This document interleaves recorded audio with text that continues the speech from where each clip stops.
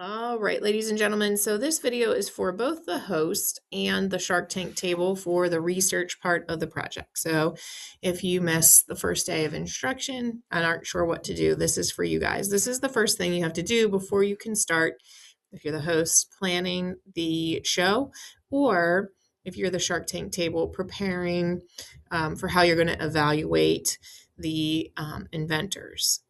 So your packets are kind of similar as far as the research. And so that's why I'm combining this video because I believe you have the same requirements as each other for as far as like research is concerned. You have different requirements, of course, for the final product, and I'll have two separate videos for those things.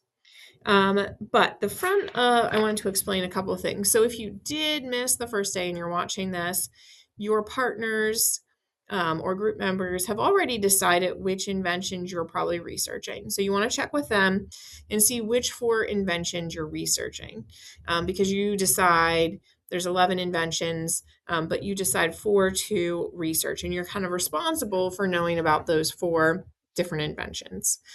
Okay, and your research part is pretty simple.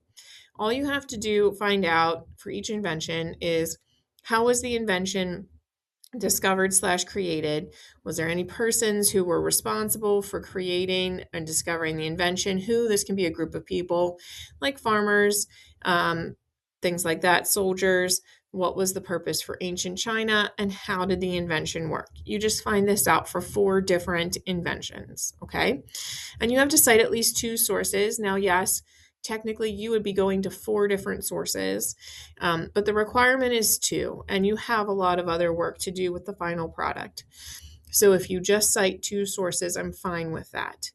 All right, to get your research, it's just like the research for the inventors, a Google search. Typically, I don't tell you to do that, but for this one, because the inventions are so diverse, there's not a ton of stuff in the databases about the inventions. There's a little bit.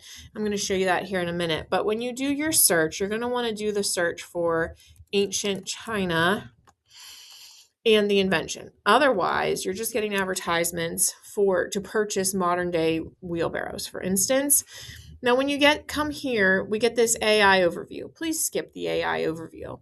The AI overview comes from multiple different sources, and those could be somebody's research project. And by somebody's research project, I mean like a middle schooler's research project. You don't want information from a fellow middle schooler for a research project. It could be from somebody trying to sell wheelbarrows. It could be, I don't know. The point is, they may not be reliable sources. What you need to do is find a reliable source. Don't also go to the people also ask or type in the questions that I just went over from your packet into Google. That's not going to get you the information you need. You want a reliable source. So, what makes a source a reliable source? The Thought Company is actually a really great, reliable resource. And here's how I know that it's reliable. So, first of all, the background is white. If you have a background that's colored on the resource, then chances are it's not a great resource because a number of years ago there was a law that went into effect that said that websites had to have a plain background for people with vision disabilities. So all actually official websites like this are going to have a white background. So the Thought Company is really great. Here's what else makes it a reliable source. It tells us who the contributor is. And it tells us how they're qualified to write about ancient Chinese wheelbarrows. So this is a great one. If you can, try to use the Thought Company for all your inventions. I think that will help you. Also, the Ancient History Encyclopedia is another great website that's very helpful. The nice thing about this, I love the key takeaways, but they also have these bold headings, and the bold headings are going to help you. It's going to give you less to read. So it says the first wheelbarrow, definitely something you can read about. Also, notice this too. These are hyperlinks to other websites on these topics. If you are researching gunpowder, paper, seismoscopes, paper currency. Nobody has that, sorry. Crossbows. These are all linked to the articles about those inventions. So all you have to do is click on them, and then it's going to take you to those articles from the thought company on those particular inventions.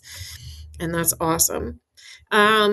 Wheel placement innovation, also about China. The Great Contender. We're not doing ancient Greece, so you don't have to worry about it. Reoccurrence in medieval Europe. We're not doing medieval Europe. You don't have to worry about it. So don't worry about it. Now, one of the other things it does that's very helpful is it tells us to cite this article. Now, you do need to cite your sources in Noodle Tools, and you also need to cite them in your packet on pages following the research. So on pages 4, 5, and 6, you're going to need to cite your sources in the packet and in Noodle Tools as well. It's a separate grade worth 15 points just to do Noodle Tools, and the citing in the packet is part of the project grade. Okay, but on the Thought Company, it says cite this article, and you can just click copy citation, go into Noodle Tools, and I'll show you here how you can paste this in here. You can also do this with the databases too, and I'm going to show you that as well. Excuse me.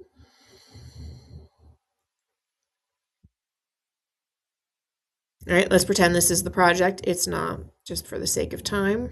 So it's a new source, website, and then this would be a web page. And by the way, it does say that here on the citation pages, website, choose web page, okay? Or like the database ones, online database with original content, choose original content. So back here, I want to go to web page. And then when I go here, I want to go to this quick cite, copy and paste citation. And then, oops, there we go. Click save. And then there's my citation. And I really didn't have to do much for that. So it's pretty awesome. It's a great website to use. I told you I'd show you the databases real quick. I'll show you that so then you can get started. It should not take you long to get your research done. Power Library, the all e-resources, and the middle school database, that's what's going to have be most helpful for this particular project. And of course, you want the middle school database.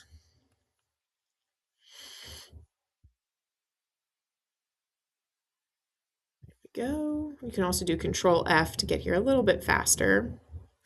And then you would do a search for probably ancient China and wheelbarrow. You could also try just to search for the invention itself, because unlike Google, it's not going to try to sell you wheelbarrows. So yeah, it doesn't really give us much, just a picture. But sometimes it may have something. We'll try gunpowder.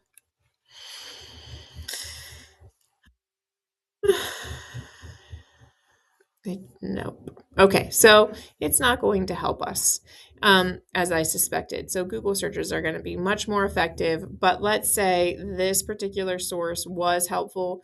I think there are a handful of inventions that it will give you an article for, but I wanted to show you this because you can just click Cite, click Select, actually you can click Noodle Tools, and it will just export it right into your project as long as you've had your project set up. So it says select project, so it's going to go into that one that I'm pretending is my thing.